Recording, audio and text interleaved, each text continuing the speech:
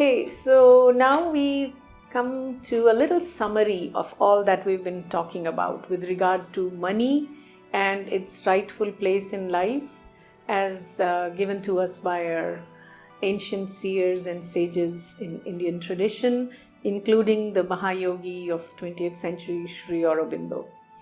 So I go back to the idea that is there in our Upanishads this time. The very first mantra in the Isha Upanishad, which Sri Aurobindo says is the basis. He's spoken so highly of Isha Upanishad, and he says that is the basis of the divine life, which is his the ultimate goal of his yoga, to make earthly life into a divine life. And he says Isha Upanishad has given us the key to be the foundation of that divine life. And the very first mantra in Isha Upanishad, Isha Vasyam idam sarvam yat kinch jagatyam jagat ten tyakten bhunjita ma gridah kasya svidhanam. This has the key to really help us understand and bring to a very good close as to the right attitude we should cultivate in us with regard to money, and what insights we can gain from Indian tradition with regard to this idea of cultivating the right yogic attitude towards money. So let's look at this very one mantra and his Sri Aurobindo's explanation of that. That's where the key, the right answer lies. So Sri Aurobindo translated this mantra as, all this is for the habitation of the Lord. Isha Vasyam idam sarvam. Whatever is individual universe of movement in the universal motion, Jagatyam Jagat, all that is for the habitation of the Lord. And the second line is, Ten Tyakten Bhunjita, by that renounced thou shouldst enjoy. Ma gridaha kasya svidhanam, do not lust after any man's possession. So the idea of ten tyakten bhunjita, by renouncing all, you enjoy all. This again seems quite contradictory, quite paradoxical to our normal understanding. But as Sri Aurobindo explains it so beautifully in his commentary on Isha Upanishad, this is actually the truth. And he says this is literally true.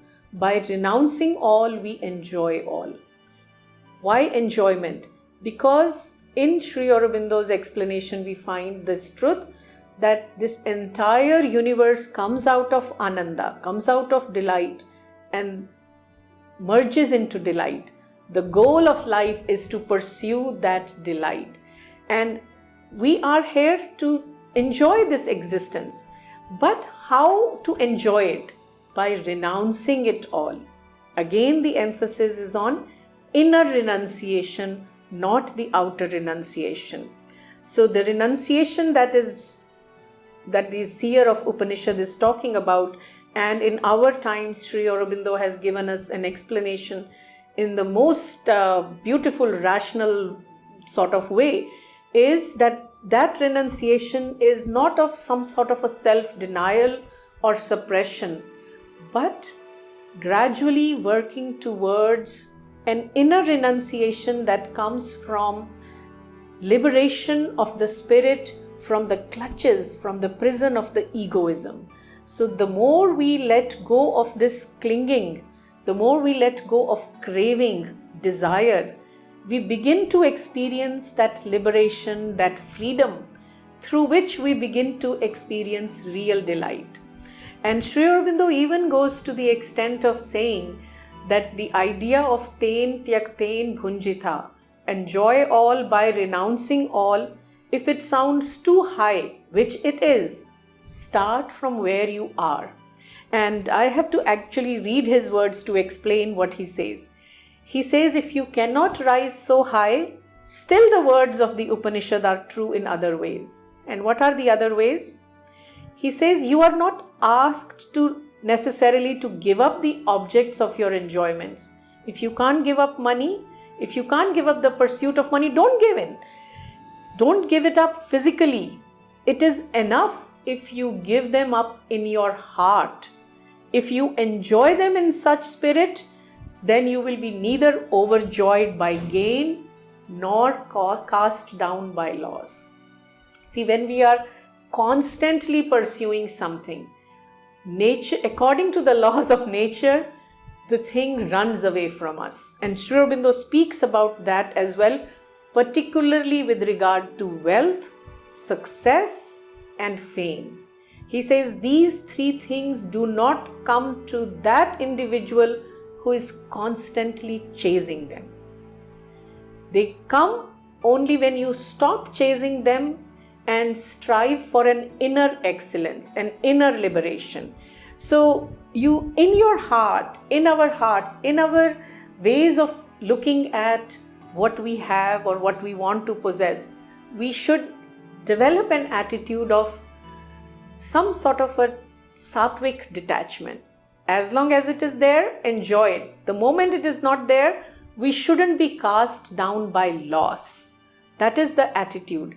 So what Mother and Sri Aurobindo have also explained is that often we think we possess certain objects, we possess money, but the truth is that the money ends up possessing us. Our possessions end up possessing us. So our attitude there should be, yes, I have been given this, I am a trustee of this for doing the good deeds in the world, for the humanity.